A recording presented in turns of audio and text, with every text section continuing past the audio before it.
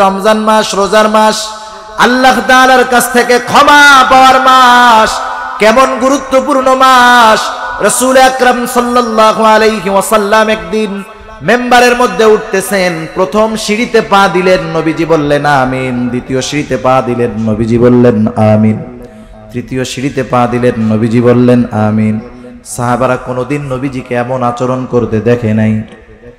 Member থেকে নামার পরে জিজ্ঞাসা করা হলো, ইয়া রাসূলুল্লাহ, আপনি সিঁড়িতে ওঠার সময় পরপর 3 বার আমিন বললেন, কারণ কি? নবীজি বললেন, শোনো, আমি যখন প্রথম সিঁড়িতে পা দিলাম, জিবরাইল আমিন আমার কাছে আসলো, দোয়া করলো, বলল, শোনেন, যেই ব্যক্তি রমাদান মাস পেল কিন্তু নিজেকে ক্ষমা করাতে পারলো না, সে ধ্বংসক। আমি বলেছি আমিন। 2 নাম্বার, যেই ব্যক্তি মাতা পিতা উভয়কে অথবা দুজনের একজনকে পেল কিন্তু তাদের সন্তুষ্টি কামনার মাধ্যমে জান্নাত অর্জন করতে পারলো না, সে ধ্বংস হোক। আমি বলেছি আমিন। তৃতীয়ত, সে দোয়া করেছে, আপনার নাম শুনে যারা দুরূদ পড়লো না তারা ধ্বংস হোক। আমি বলেছি আমিন। চিন্তা করে দেখেন, দোয়া করেছে রূহুল আমিন জিবরাইল আলাইহিস সালাম, আর আমিন বলেছে রাহমাতুল লিল আলামিন। বলেন তো, এই দোয়া যে কবুল হয়েছে কোনো সন্দেহ আছে নাকি? কোনো সন্দেহ নাই। সেজন্য রমজান মাস চলতেছে, সময় চলে যাচ্ছে, আমাদের আল্লাহ তাআলার কাছে রোনাজারি করে কান্নাকাটি করে ক্ষমা অর্জন করার দরকার। সেজন্য হাসি ঠাট্টা তামাশার মধ্যে সময় না কাটাইয়া আল্লাহ তাআলার দরবারে রোনাজারি করার দরকার, কান্নাকাটি করার দরকার। আল্লাহ তাআলা কোরআনুল কারীমের মধ্যে বলেন, ফালইয়াদহাকু কলিলা ওয়ালইয়াবকু কাসীরা। হযরত আবু যর রাদিয়াল্লাহু তাআলা আনহু হতে বর্ণিত, তিনি বলেন, ক্বালা লি রাসূলুল্লাহ সাল্লাল্লাহু আলাইহি ওয়াসাল্লাম।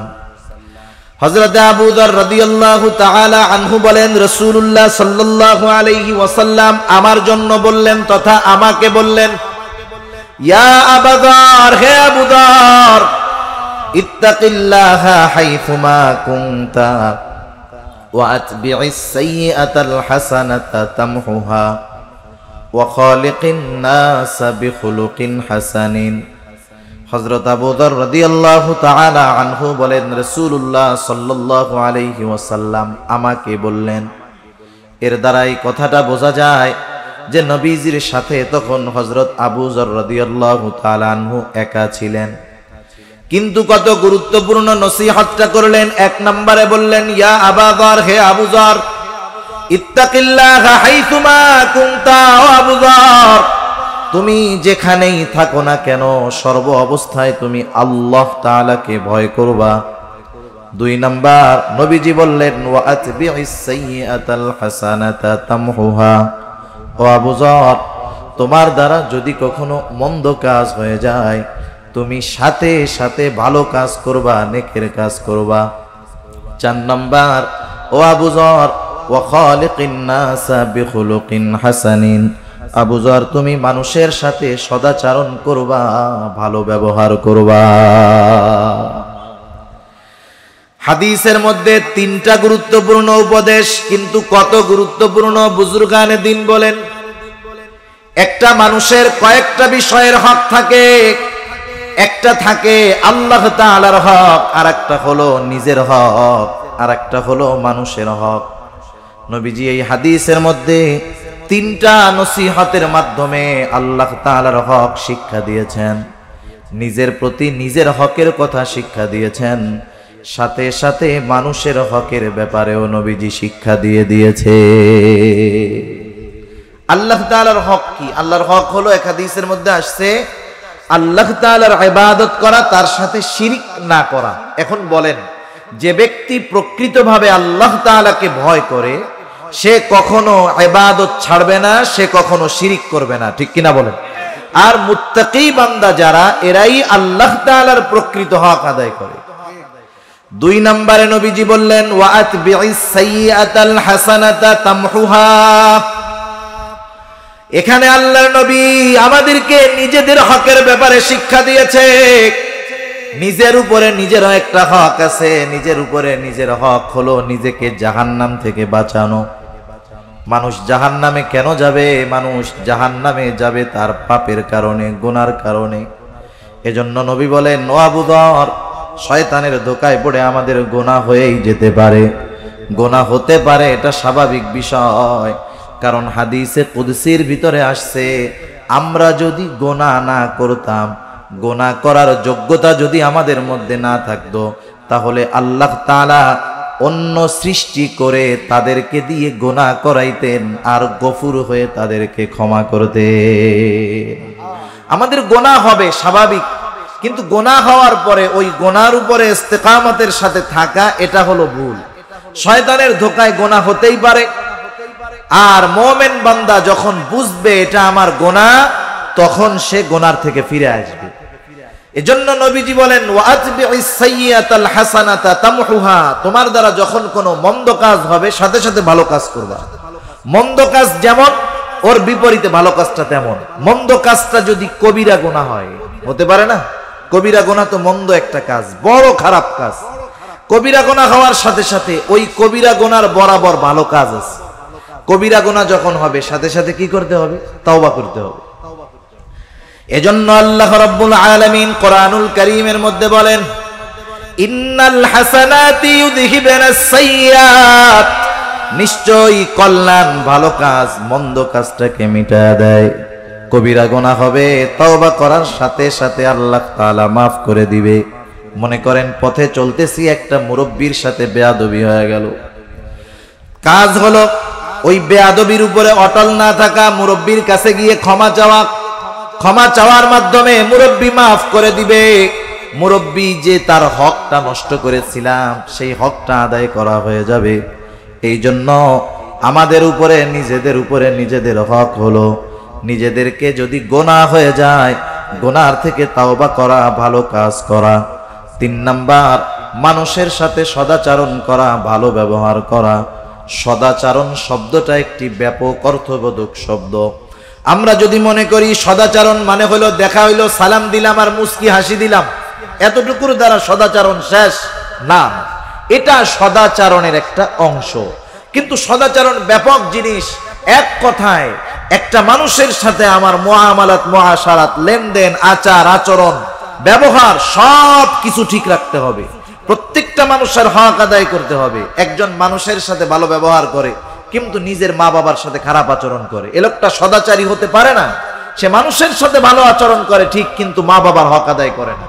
প্রত্যেকটা মানুষের হক যে আদায় করে, সেই ব্যক্তি মূলত সদাচরণকারী, সেই ব্যক্তি মূলত সদাচারী। যেমন দেখেন, স্বাভাবিকভাবে একজন মুরব্বী আমার কাছে কি পাওনা, আর আমি একজন ছোট মানুষ হিসেবে মুরব্বীর কাছে কি পাওনা। যেমন নবীজি বলেন, মাল্লাম ইয়ারহাম সগীরানা ওয়ালাম ইউক্কির কাবীরানা ফালাইসা মিন্না। নবীজি বলেন, যে ছোটকে স্নেহ করে না, ছোটকে দয়া করে না, ছোটর উপরে রহম করে না, আর যে বড়কে সম্মান করে না, নবীজি বলেন সে আমার উম্মত নয়। তাহলে সদাচরণ হলো বড়কে আমি শ্রদ্ধা করব, সম্মান করব, সেটা সে আমার কাছে প্রাপ্য, এটা তার হক। আমি যখন তার সাথে ভালো আচরণ করব, এর দ্বারা তার হক আদায় হবে। হক আদায় করার মাধ্যমে আমি সদাচারী হব। আবার যিনি ছোট, তার সাথে আমি স্নেহ, মায়া, মমতা মাখা আচরণ করব, এটা তার পাওনা আমার কাছে। আমি যখন তার সাথে ভালো আচরণ করব, এটা ছোটর হক আদায় হবে, সদাচরণ করা হবে। এজন্য প্রত্যেকটা মানুষের হক যখন আমরা আদায় করব, আমরা তখন সদাচরণকারী হতে পারবো। তাহলে দেখেন কত গুরুত্বপূর্ণ একটি নসিহত নবীজি করেছেন। কয়জন শ্রোতার সামনে? একজন শ্রোতার সামনে। এই হাদিসের মধ্যে নবীজি আল্লাহর হকের শিক্ষা দিয়েছেন, নিজের হকের শিক্ষা দিয়েছেন, বান্দার হকের শিক্ষা আল্লাহর নবী দিয়ে দিয়েছেন। রাসূল আকরাম সাল্লাল্লাহু আলাইহি ওয়াসাল্লাম মসজিদে নববীর মধ্যে সাহাবাদেরকে নিয়ে ওয়াজ করতেন। আমি যেই হাদিসখানা আপনাদের খেদমতে পাঠ করেছি, তিরমিজির হাদিস।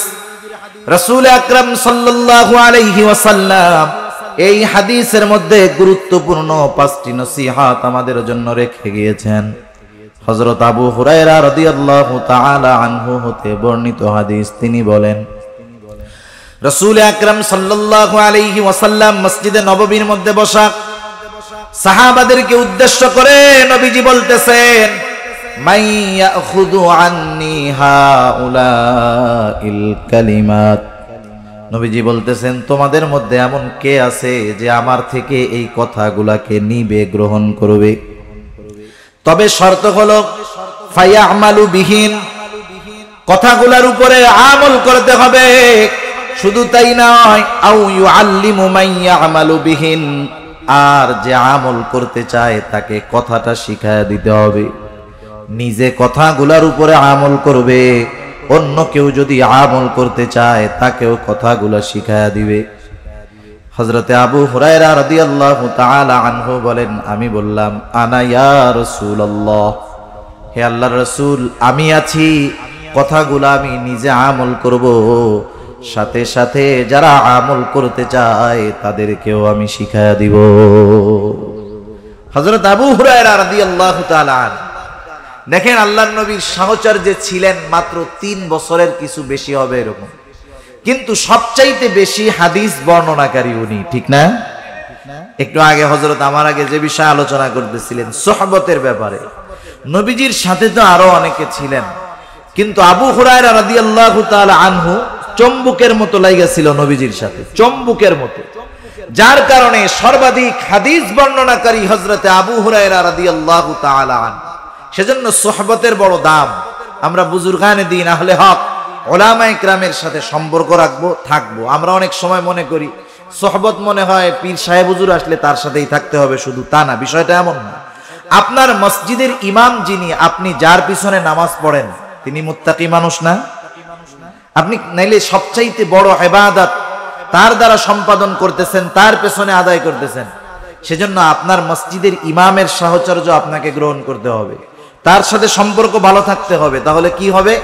ইমামের যেই চিন্তাধারা, মন মানসিকতা, একটা সময় আমি আপনি যখন তার সাথে থাকবো, তার চিন্তাধারা, তার ইখলাস আমার আপনার মধ্যে প্রবেশ করবে, ঠিক কিনা বলেন? হযরতে আবু হুরায়রা রাদিয়াল্লাহু তাআলা আনহু দাঁড়ায় গেলেন, বললেন কুলতু আনা ইয়া রাসূলুল্লাহ, আল্লাহর রাসূল আমি আছি, আমি নিজে কথাগুলা শিখবো, নিজে আমল করব, এবং যারা শিখতে চায় আমি তাদেরকেও শিখায়া দিব।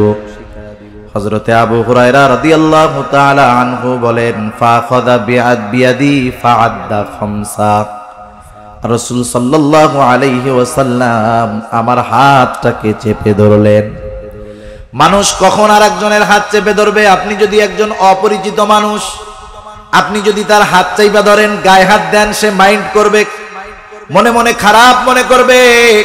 অনেক সময় দেখবেন দুই বন্ধু একসাথে পথ চলতেছে, ঘনিষ্ঠ মানুষ, কাছের মানুষ, হঠাৎ করে গুরুত্বপূর্ণ কথা বলবে, কি করে?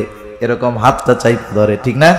যে আমার দিকে শুনে, এটা কেন করে? মোহাব্বতের কারণে করে, গুরুত্ব বোঝানোর জন্য করে, যেন আমার কথাটা বেশি গুরুত্ব দিয়ে শুনে। হযরত আবু হুরায়রা রাদিয়াল্লাহু তাআলা আনহু বলেন ফাখাযা বিয়াদি ফাআদ্দা খামসা, নবীজি আমার হাতটাকে চেপে ধরলেন, গুনে গুনে 5টা নসিহত নবীজি করলেন। কয়টা নসিহত? এত গুরুত্বপূর্ণ এই নসিহতগুলা, নবীজি এই নসিহতগুলার মধ্যে কত গুরুত্বপূর্ণ বিষয় রেখেছেন ইনশাআল্লাহ আমরা জানবো। হযরত আবু হুরায়রা রাদিয়াল্লাহু তাআলা আনহু বলেন ক্বালা রাসূলুল্লাহ সাল্লাল্লাহু আলাইহি ওয়াসাল্লাম, রাসূল সাল্লাল্লাহু আলাইহি ওয়াসাল্লাম বললেন, 1 নাম্বার নসিহত ইত্তাকিল মাহারিমা তাকুন আ'বাদান নাস। দেখুন, আমরা সবাই কিন্তু আবেদ হতে চাই, আমরা প্রত্যেকেই চাই আবেদ হতে, কিন্তু মূল আবেদকে সেটার পরিচয় জানা নাই। আমরা আবেদ বলতে বুঝি যে নামাজ 5 ওয়াক্ত তো যথাযথভাবে পড়েই, তাহাজ্জুদ, আওয়াবিন, ইশরাক সব কিছু পড়ে, কোনো নফল আমল ছাড়ে না, সেই লোকটাই মনে হয় সবচাইতে বড় আবেদ। বিষয়টা কিন্তু এটা না। যারা এটা করে তারা তো ভালোর উপরে ভালো, নূরুন আলা নূর। কিন্তু যেই মানুষগুলা ইবাদত কম করে তারাও আবেদ হতে পারে। আমরা অনেক সময় মনে করি সফলতার জন্য অনেক ইবাদত প্রয়োজন, না, সফলতার জন্য ভেজাল মুক্ত ইখলাসওয়ালা ইবাদত প্রয়োজন, ঠিক কিনা বলেন? মুসনাদে আহমদের একটা হাদিস শোনাই আপনাদের, একাধিকবার হাদিসটা আসছে। রাসূল আকরাম সাল্লাল্লাহু আলাইহি ওয়াসাল্লাম একদিন ফজরের নামাজের পূর্ব মুহূর্তে সাহাবাদেরকে নিয়ে মসজিদের মধ্যে বসা।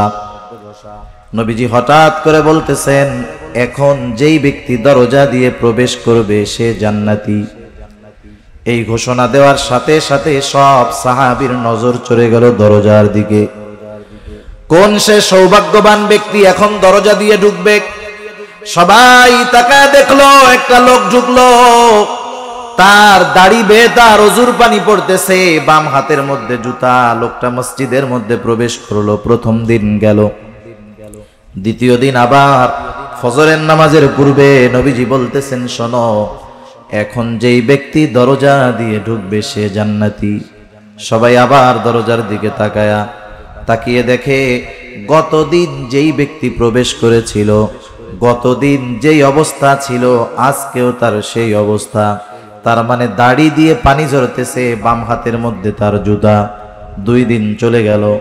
তৃতীয় দিন আবার নবীজি বলতেছেন, শোনো, এখন যেই ব্যক্তি দরজা দিয়ে ঢুকবে সে জান্নাতি। সবার নজর দরজার দিক। তৃতীয় দিনও তাকায় দেখলো গত 2 দিন যেই ব্যক্তি ঢুকেছে আজকেও সে। দাড়ি দিয়ে অজুর পানি পড়তেছে, বাম হাতের মধ্যে তার জুতা। বলেন তো, একটা ব্যক্তির ব্যাপারে পরপর 3 দিন নবীজি যেই ঘোষণা দিলেন যে সে জান্নাতি, ওই লোকটা যে জান্নাতি এ ব্যাপারে কোনো সন্দেহ আছে নাকি? কোনো সন্দেহ নেই। এক হাদিসের মধ্যে লোকটার নাম আসছে, আর এক হাদিসের মধ্যে আসে নাই। যে হাদিসের মধ্যে আসছে বোঝা যায় যে উনি হযরতে সাদ রাদিয়াল্লাহু তাআলা। পরপর 3 দিন যখন ওনার ব্যাপারে এমন ঘোষণা, সাহাবাদের মধ্যে একজন সাহাবী, তার নাম হলো আব্দুল্লাহ ইবনে আমর ইবনুল আস রাদিয়াল্লাহু তাআলা আন। হযরতে আব্দুল্লাহ ইবনে আমর ইবনুল আস রাদিয়াল্লাহু তাআলা আনহু চিন্তা করতেছেন, নবীজি ওই লোকটার ব্যাপারে পরপর 3 দিন জান্নাতের সুসংবাদ দিল। নিশ্চয়ই লোকটার এমন কোন স্পেশাল আমল আছে যার কারণে নবীজি এই জান্নাতের ঘোষণা দিয়েছে। কিন্তু স্পেশাল আমলটা জানা যাবে কেমনে? তিনি চিন্তা করলেন, লোকটার বাড়িতে আমার অবস্থান করতে হবে। হযরতে আব্দুল্লাহ ইবনে আমর ইবনুল আস লোকটাকে গিয়ে বলল, ভাই, আমি 3টা দিন তোমার বাড়িতে মেহমান হতে চাই, সারা দিন থাকবো না, শুধু রাতে অবস্থান করতে চাই। কোনো সমস্যা আছে নাকি? উনি বললেন, না, কোনো সমস্যা নাই। আসলে ওনার তো মেহমান হিসাবে থাকা উদ্দেশ্য নয়, বরং উনি দেখতে চান এই লোকটা রাতের বেলায় কি আমল করে। স্বাভাবিক, মানুষ তার স্পেশাল আমলগুলা অধিকাংশ ক্ষেত্রে রাতের বেলায় করে। ভালো কাজ যারা করে তারাও স্পেশাল আমল রাতের বেলা করে। আবার মোটামুটি যারা মাশাআল্লাহ চুরি ডাকাতি করে, রাস্তায় গাড়ি ঠেক দেয়, এই আমল যারা করে তারাও মাশাআল্লাহ রাতের বেলায় করে, ঠিক না? এটা হলো ওদের স্পেশাল আমল। আর ভালো মানুষ, বুজুর্গ আহলুল্লাহ যারা, এদের স্পেশাল আমল রাতের বেলায়। আব্দুল্লাহ ইবনে আমর ইবনুল আস ওনার সাথে চলে গেলেন বাড়িতে। এশার নামাজ পড়লেন দুজন একসাথে, বাড়িতে গেলেন। ওনাকে থাকতে দেওয়া হলো এক ঘরে। উনি খেয়াল করতেছেন যে লোকটা কি করে। তিনি দেখলেন এশার নামাজ পড়ে উনি ঘরে ঢুকলো, ঘুমায় গেল। হযরতে আব্দুল্লাহ ইবনে আমর ইবনুল আস সারা রাত সজাগ, অপেক্ষমান, কখন ঘুম থেকে উঠবে আর স্পেশাল আমল করবে। উনি অপেক্ষা করতে করতে একটা সময় রাত শেষ হয়ে গেল, ফজরের আজান হয়ে গেল। ঘুম থেকে উঠে নাই। আজানের পরে ঘুম থেকে উঠলো, ওযু করলো, এরপরে মসজিদের দিকে সে চলে গেল। প্রথম রাত্রে কোনো আমল করতে দেখে নাই। উনি চিন্তা করলেন হয়তো কোনো কারণবশত একদিন মিস হতেই পারে।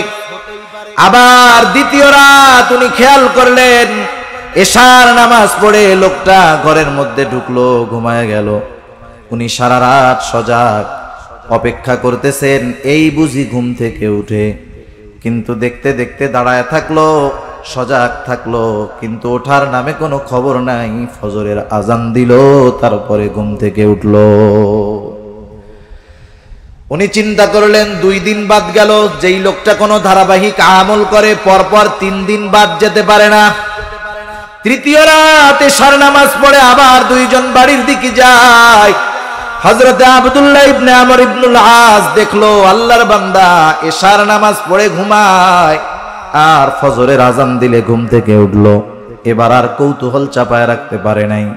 3 দিন পরে বলতেছে, ও ভাই শোনো, আমি 3টা রাত তোমার বাড়িতে অবস্থান করেছি এই কারণে নয় যে আমার বাড়িতে থাকার সমস্যা, বরং তোমার বাড়িতে পরপর 3 দিন অবস্থান করার কারণ হলো আগে পরপর 3 দিন ফজরের নামাজের পূর্বে নবীজি আমাদেরকে বলেছে এখন যেই ব্যক্তি দরজা দিয়ে ঢুকবে সে জান্নাতি।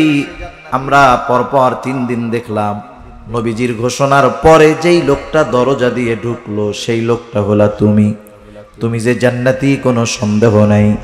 আমি তোমার বাড়িতে 3টা রাত অবস্থান করার কারণ হলো আমি দেখতে চেয়েছিলাম তুমি কোন স্পেশাল আমল করো, কিন্তু আমি 3টা রাত জাগ্রত থাকলাম, তোমাকে তো আমি কোনো আমল করতে দেখলাম না।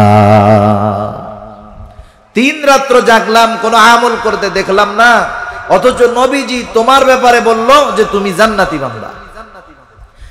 হযরতে সাদ রাদিয়াল্লাহু তাআলা আনহু বলেন, শোনো ভাই, নবীজি আমার ব্যাপারে যেহেতু এমন বলেছেন আলহামদুলিল্লাহ, তবে তুমি যেই আশায় আমার বাড়িতে 3টা রাত জাগ্রত থেকেছো আমার এমন কোনো কিছু নাই। আমি ফরজ বিধানগুলা মানি, হারাম হালাল বেছে চলি, আর রাতের বেলা যখন ঘুমাতে যাই আমি সবাইকে মাফ করে দিয়ে ঘুমাতে চাই। অন্তরের মধ্যে কারো ব্যাপারে হিংসা বিদ্বেষ রাখি না। আমাকেও যারা কষ্ট দেয় তাদেরকে ক্ষমা করে আমি আমার অন্তরটাকে পরিষ্কার করে রাতের বেলা ঘুমাতে যাই। এতটুকু আমল আমার বেশি, এর চাইতে বেশি কিছু নয়। একটু চিন্তা করে দেখেন, আমরা তো যেই জামানায় বসবাস করি আমরা হলাম সমালোচনার ওস্তাদ। নিজের কি আছে এটা নাই, আর একজন কি করলো না করলো এ ব্যাপারে মাশাআল্লাহ আমরা খুব এক্সপার্ট, খুব ভালো পারি। একজন সাহাবী তার আমল এতটুকু, আমরা পারলে সমালোচনা করে বসতাম যে এতটুকু আমল করে সাহাবী হয় কেমন। অনেক সময় আমাদের সমালোচনার ভাবটা হলো এইরকম যে দেখেন, অনেক সময় আমি মাগরিবের নামাজের পরে 6 রাকাত আওয়াবিন পড়ি, কিন্তু আমার ইমাম পড়ে না, এই ব্যক্তি আল্লাহওয়ালা হয় কেন? আমরা মনে করি বুজুর্গ আল্লাহওয়ালা হওয়ার জন্য অতিরিক্ত নফল ইবাদত দরকার। হ্যাঁ দরকার, তবে কারো অন্তর যদি পরিষ্কার থাকে ওই লোকটা অল্প আমলের দ্বারা আল্লাহর ওলি হয়ে যেতে পারে, ঠিক কিনা বলেন? তা যাই হোক, যে কথার থেকে গেলাম যে সফল হওয়ার জন্য, আবেদ হওয়ার জন্য অনেক ইবাদতের দরকার হয় এমনটা নয়। নবীজি সেজন্য বললেন ইত্তাকিল মাহারিমা তাকুন আবাদান নাস। ও আবু হুরায়রা, হারাম বিষয় থেকে, নিষিদ্ধ বিষয় থেকে বাঁচো, তাহলে কি হবে? তাকুন আবাদান নাস, মানুষের মধ্যে তুমি সবচাইতে বড় আবেদ হয়ে যাবা। বিষয়টা দাঁড়াইলো কি? মূলত ইবাদত করে আবেদ হওয়া যায় না, গোনাহ ছাড়ে আবেদ হতে হয়। একজন মানুষ নামাজ পড়ে, সব কিছু করে, কিন্তু সে গোনাহ করে, নিজে পর্দা করে না, ঘরে পর্দা নাই, এমন কিছু কাজ করে যেটা কোরআন সুন্নাহ বিরোধী, আল্লাহ বেজার হয়। এই লোকটা যত ইবাদত করুক না কেন, ও নিজেকে যত আবেদ মনে করুক না কেন, গোনাহ ছাড়তে পারে নাই, ও আবেদ হতে পারে নাই, ঠিক কিনা বলো? আরেকজন 5 ওয়াক্ত নামাজ পড়ে, কৃষি কাজ করে, হারাম হালাল বেঁচে চলে, আইল ঠেলে না, আরেকজনের হক নষ্ট করে না, আত্মীয় স্বজনের হক নষ্ট করে না, শরীয়তের উপরে চলার চেষ্টা করে। ওই কৃষক, ওই রিকশাওয়ালা, ওই ভ্যানওয়ালা, ওই দোকানদার, ওই তাহাজ্জুদ গুজারির চাইতে উত্তম যে তাহাজ্জুদ পড়ে আর গুনাহ করে, ঠিক কিনা বলেন? সেজন্য নবীজি বললেন ইত্তাকিল মাহারিমা তাকুন আবাদান নাস, নিষিদ্ধ বিষয় থেকে বাঁচো, মানুষের মধ্যে সবচাইতে বড় আবেদ হয়ে যাবা। এজন্য আমরা স্বাভাবিক, আমাদের দেশের মানুষ অনেক টাকা পয়সার মালিক না, কেউ কৃষি কাজ করে, কেউ সিএনজি চালায়, অটো চালায়, কেউ ব্যবসা করে। ওরে ভাই, এই মানুষগুলারও আবেদ হওয়া কঠিন না। শুধু 5 ওয়াক্ত নামাজ যথাসময় আদায় করবে, হারাম হালাল বেঁচে চলবে, বান্দার হকের বিষয়গুলা খেয়াল রাখবে, গোনাহ ছাড়বে, ওই লোকটা অল্প আমলের দ্বারা বড় আবেদ হয়ে যাবে। রাসূল আকরাম সাল্লাল্লাহু আলাইহি ওয়াসাল্লামের থেকে বর্ণিত আল্লাহর নবী একটা প্রসিদ্ধ হাদিস আমাদেরকে জানায়া দিয়েছেন যে কিয়ামতের দিন আরশের ছায়ায় 7 শ্রেণীর মানুষ অবস্থান করবে। কয় শ্রেণীর মানুষ? 7 শ্রেণীর মানুষ। এর মধ্যে এক শ্রেণীর মানুষ হলো রাজুলুন কলবুহু মুআল্লাকুন ফিল মাসাজিদ। ওই ব্যক্তি যার অন্তর সর্বদা মসজিদের মধ্যে থাকতো, সে সব সময় থাকতো এমনটা নয়, বরং তার অন্তর সব সময় মসজিদে থাকতো। অন্তর সব সময় মসজিদে থাকতো, এটা কিভাবে সম্ভব? আপনাদের অনেকের আত্মীয় স্বজন সন্তান প্রবাসে আছে, বিদেশে আছে, অনেকে বাংলাদেশেই অনেক দূরে আছে। মনে করেন যখন সন্তানের সাথে আপনার ঈদের সময় কথা হয়, ভাইয়ের সাথে আপনার ঈদের সময় কথা হয়, ভাই সৌদি আছে, মালয়েশিয়া আছে, লন্ডন আছে, আমেরিকা আছে, কথা হইলে কি বলে যে দেখ আমি আসি আমেরিকা কিন্তু আমার মনটা পড়ে রয়েছে বাংলাদেশ, এরকম বলে কি বলে না? তার দেহ আছে ওইখানে কিন্তু তার অন্তর বাংলাদেশ। বিষয়টা কেমন জানি এমন, ফজরের নামাজ পড়ে বের হলো আল্লাহর বান্দা, কৃষি কাজ করে, রিজিক অন্বেষণে বের হয়ে যায়। কাজ যত থাক, ব্যস্ততা যত থাক, তার শুধু মনের মধ্যে চিন্তা জোহরের আজান হবে, কাজ করা যাবে না, নামাজে যেতে হবে। লোকটা কাজ চালায় গেল, জোহরের আজান হলো, কাজ বন্ধ করে নামাজে চলে আসলো। জোহরের পরে আবার ব্যস্ত হয়ে গেল, কিন্তু তার চিন্তা আসরের আজান হবে, মসজিদে যেতে হবে। আসরের আজান হলো, মসজিদে আসলো, নামাজ পড়লো। আসরের পরে যত ব্যস্ততা থাক, তার চিন্তা মাগরিবের নামাজ আমাকে পড়তে হবে। আজান হলো, চলে আসলো, নামাজ পড়লো। মাগরিবের পরে যত ব্যস্ততা থাক, তার মনের চিন্তা আমাকে এশার নামাজটা পড়তে হবে। এশা শেষ, বিছানায় ক্লান্ত দেহটাকে এলিয়ে দিল চিন্তা, ঘুম যত গভীর হোক, যত আরামের হোক, ফজরের নামাজটা আমাকে পড়তেই হবে। এই লোকটা হলো ওই মুসল্লি, যদিও সে দুনিয়ার কাজের মধ্যে ব্যস্ত থেকেছে, কিন্তু তার অন্তরটা ছিল মসজিদের মধ্যে। সেজন্য মুসল্লি হলো তারা অন্তরের মধ্যে মসজিদের চিন্তা, নামাজের চিন্তা সব সময় যাদের থাকে। সেজন্য আবেদ হওয়ার জন্য অনেক ইবাদত করতে হবে, বিষয়টা এমন নয়। অনেক সাধারণ মানুষ মনে করে আমরা আল্লাহর ওলি কেমনে হব, আমরা তো রুজি রুটি গোছাইতে গিয়াই নফল ইবাদতের সুযোগ পাই না। বিষয়টা এমন নয়। আমরাও যদি গুনার থেকে বাঁচতে পারি, আবেদের তালিকায় সাধারণ মানুষের নামগুলাও উঠে যাবে। রাসূল আকরাম সাল্লাল্লাহু আলাইহি ওয়াসাল্লামের দ্বিতীয় নসিহত, ওয়া আরদা বিমা কাসামাল্লাহু লাকা তাকুন আগনান নাস। নবীজি হযরত আবু হুরায়রা রাদিয়াল্লাহু তাআলা আনহুকে বলতেছে, ও আবু হুরায়রা, আল্লাহ রাব্বুল আলামিন তোমার জন্য যতটুকু নির্ধারণ করে রাখছে অতটুকুর উপরে তুমি সন্তুষ্ট থাকো, তাইলে লাভ কি হবে? নবীজি বলেন, তাকুন আগনান নাস। আল্লাহ তাআলা যতটুকু নির্ধারণ করেছে অতটুকুর উপরে যদি তুমি সন্তুষ্ট থাকতে পারো, তুমি মানুষের মধ্যে সবচাইতে বড় ধনী হয়ে যাবা। গোনা ছাড়লে বড় আবেদ, গোনা ছাড়লে বড় আবেদ। আর আল্লাহ তাআলা যতটুকু নির্ধারণ করে রাখছেন ওর উপরে যদি সন্তুষ্ট থাকা যায়, তাহলে হবে সবচাইতে বড় ধনী। মূলত ধনী কে? যার অঢেল সম্পদ আছে সে মূলত ধনী নয়, যার চাহিদা নাই মূলত সে ধনী। আর চাহিদা নাই এটা অন্তরের বিষয়। এজন্য নবীজি বলেন, আল গিনা গিনান নাফস। অন্তরের ধনী হলো প্রকৃত ধনী। যারা অঢেল টাকার মালিক, সম্পদের মালিক, খোঁজ নিয়ে দেখবেন এদের ব্যাংক লোনের, ব্যাংক ঋণের শেষ নাই, চাহিদার শেষ নাই। 5টা বাড়ি আছে, আরো 5টা হওয়ার চিন্তা ভাবনা তার। রাসূল আকরাম সাল্লাল্লাহু আলাইহি ওয়াসাল্লাম এক হাদিসের মধ্যে বলেন, বনি আদমের পেট কবরের মাটি ছাড়া ভরবে না। সে যদি স্বর্ণের একটা জমিন পায়, ও আরেকটা স্বর্ণের জমিনের আশা করবে। সেজন্য বনি আদমের পেট কিছুতে ভরবে না। বনি আদমের পেট ভরাতে পারে একমাত্র কবরের মাটি, ঠিক কিনা বলে? সেজন্য চাহিদাকে যদি নিয়ন্ত্রণ করা যায়, কারণ দেখেন আমরা যারা তাকদিরে বিশ্বাস করি, তাকদিরে বিশ্বাস করি না সবাই? আমরা সবাই তাকদিরে বিশ্বাস করি। এটা ঈমানের অন্যতম একটি ভিত্তি। ওয়াতুমিনা বিল কদরি খাইরিহি ওয়া শাররিহি মিনাল্লাহি তাআলা। তাকদীর বিশ্বাস করতে হবে যে তাকদীরের ভালো মন্দ সব কার তরফ থেকে হয়? আল্লাহ রাব্বুল আলামিন আমার আপনার জন্য সব কিছু নির্ধারণ করে রেখেছেন। অনেক ক্ষেত্রে যারা তাকদীরে বিশ্বাস করে না তারা প্রচেষ্টা এবং পরিশ্রমে বিশ্বাসী। তারা এই কথা বিশ্বাস করে যে আমার প্রচেষ্টা, আমার চেষ্টা, আমার পরিশ্রমের মাধ্যমেই আমার সফলতা আসবে। কিন্তু মুমিন প্রচেষ্টাকেও তাকদীরের একটা অংশ মনে করে। আমি প্রচেষ্টা করব, মেহনত করব, পরিশ্রম করব, তাকদীরে যদি আল্লাহ তাআলা লিখে রাখে তাহলেই আমি সেটা পাব। তাকদীরে বিশ্বাসী মানুষগুলা ডিপ্রেশন মানে টেনশনে ভোগে কম। তাকদীরে বিশ্বাসী মানুষগুলা স্ট্রোক করে কম। হার্ট স্ট্রোক করে না, হার্ট অ্যাটাক করে না। যারা তাকদীরে বিশ্বাস করে এই ধরনের মানুষগুলা এই ধরনের রোগ থেকে মুক্ত থাকে বেশি।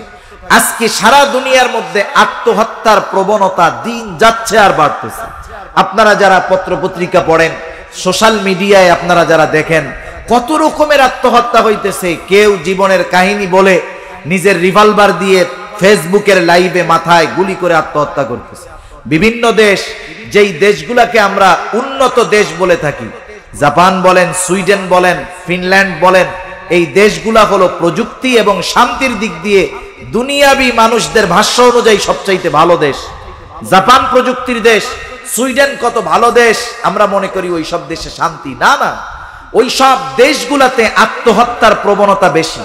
তারা ডিপ্রেশন, টেনশনে ভোগে বেশি। এর একটা কারণ কি দেখেন, আমরা যারা তাকদীরে, কিন্তু ওরা তো তাকদীরে বিশ্বাস করে না, ওরা কর্মে বিশ্বাস করে, পরিশ্রমে বিশ্বাস করে।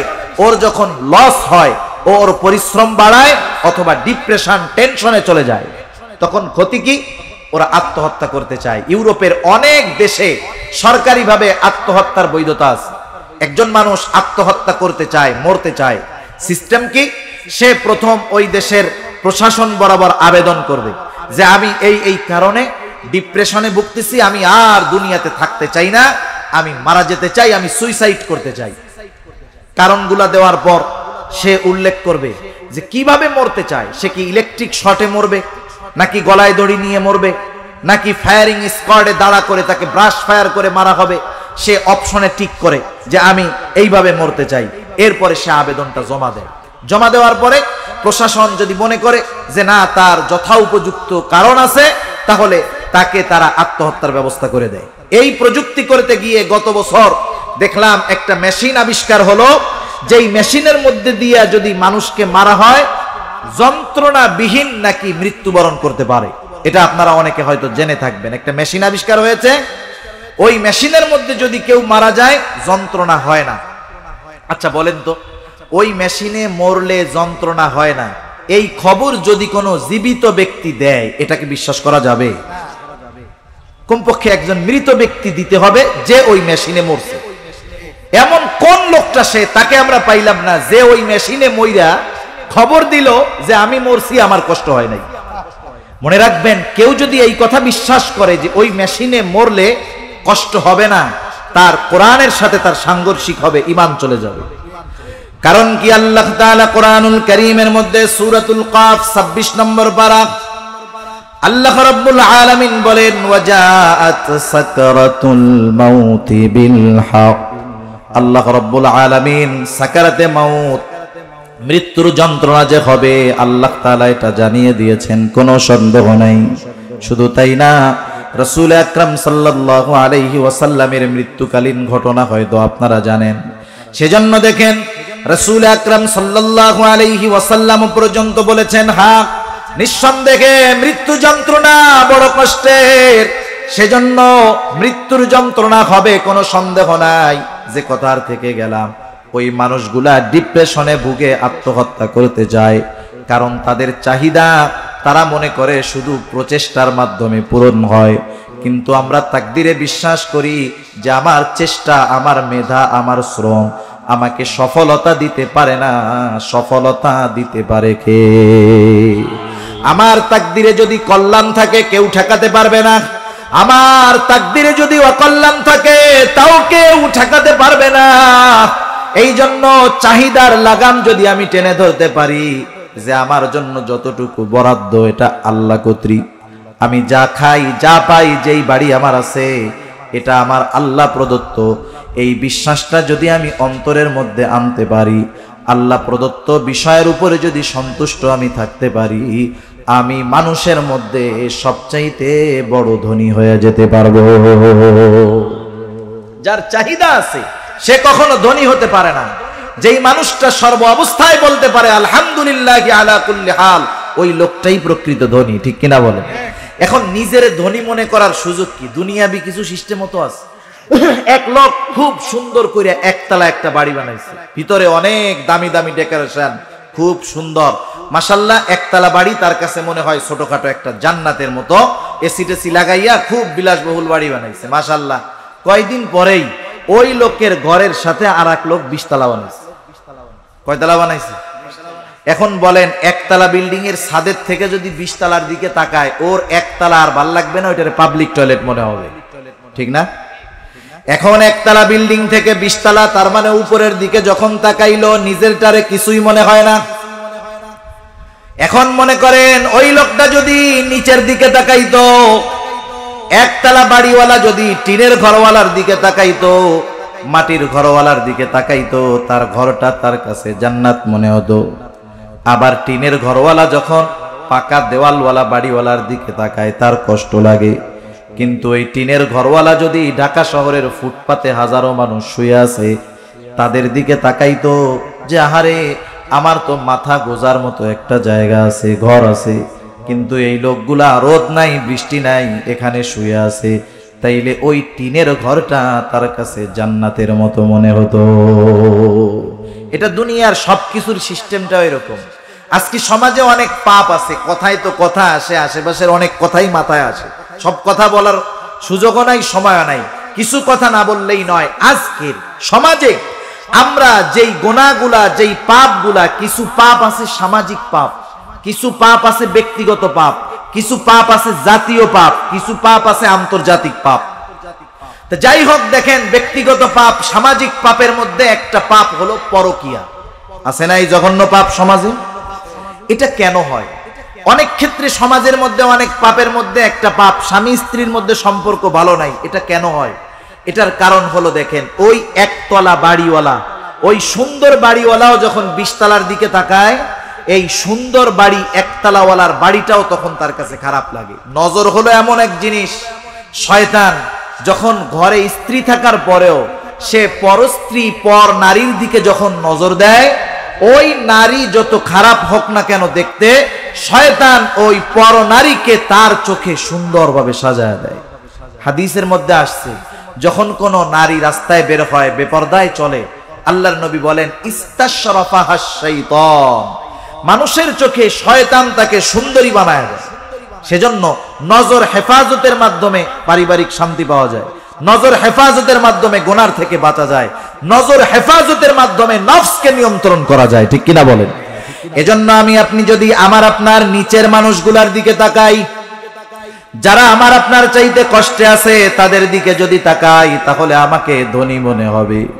আর আল্লাহ তাআলা যেটা দিয়েছেন এটার উপরে যদি আমি সন্তুষ্ট থাকি, তাহলে আমার অন্তরের মধ্যে ধনাত্মতার ভাব আসবে। আর একটা জিনিস আমি মনে রাখবো, প্রত্যেকটা মানুষকে যতটুকু দেন আল্লাহ তাআলাই দেন। আর একটা কাজ আমাদের মধ্যে হয় হিংসা। হিংসা, আমার একতলা বাড়ি, আমার পাশের বাড়িওয়ালা 2 তলা করেছে, আমার মধ্যে হিংসা আসে। মনে রাখবেন, ওই 2 তলাওয়ালা বাড়ির মালিককে 2 তলা করার তৌফিক দিয়েছে কে? আল্লাহ তাআলা দিয়েছে। আমাকেও আল্লাহ তাআলা 1 তলা করার তৌফিক দিয়েছে। আমি যদি কেন কান্না করেন? নবীজি তো আপনার ব্যাপারে এমন সুসংবাদ দিয়েছে, আপনি কেন কান্না করেন? হযরত ওসমান রাদিয়াল্লাহু তাআলা আনহু বলতেন, শোনো ভাই, নবীজি জান্নাতের সুসংবাদ দিয়েছেন ঠিক, কিন্তু এই কবরে আমার সাথে কেমন আচরণ করা হবে নবীজি এটা বলেন নাই। সেজন্য আমরা এখন রমাদান মাস চলতেছে, রমজান মাস, রোজার মাস, আল্লাহ তাআলার কাছ থেকে ক্ষমা পাওয়ার মাস।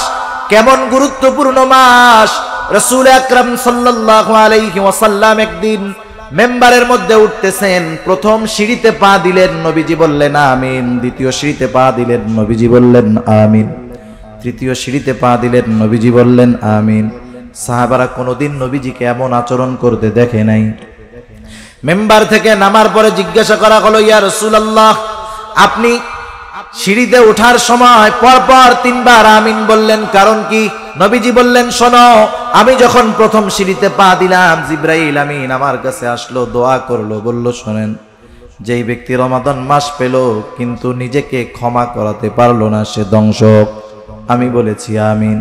2 নাম্বার, যেই ব্যক্তি মাতা পিতা উভয়কে অথবা দুজনের একজনকে পেল কিন্তু তাদের সন্তুষ্টি কামনার মাধ্যমে জান্নাত অর্জন করতে পারলো না, সে ধ্বংস হোক। আমি বলেছি আমিন।